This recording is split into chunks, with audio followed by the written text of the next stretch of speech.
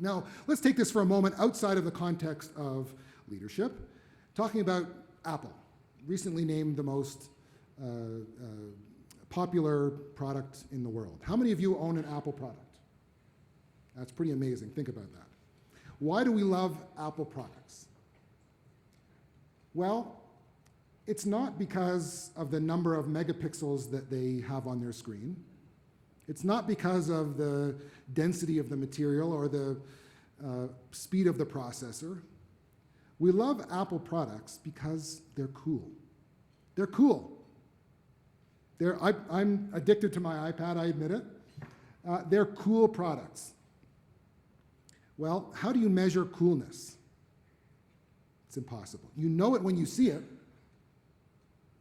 but difficult to measure. All those other stuff, number of megapixels, you can measure those. But coolness is difficult to measure. And that's kind of what I'm talking about when I speak of intangibles. Difficult to measure, you know when you see it, they're subtle, but they are special.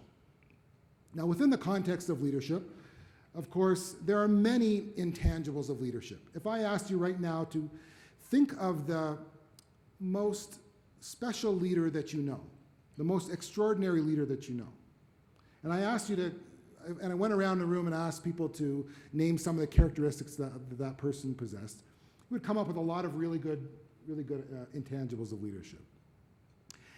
I list 10 in my book, and those are 10 that I've seen most often, but there are many, many more.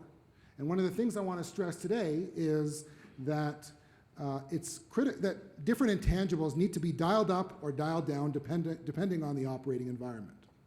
What works in a startup may not work in a big pharma company.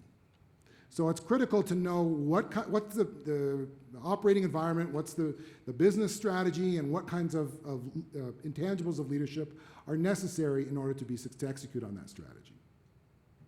Well, of course, the same goes for transitioning from C-suite to board seat. I'm going to mess that one up, I'm sure, at some point in this.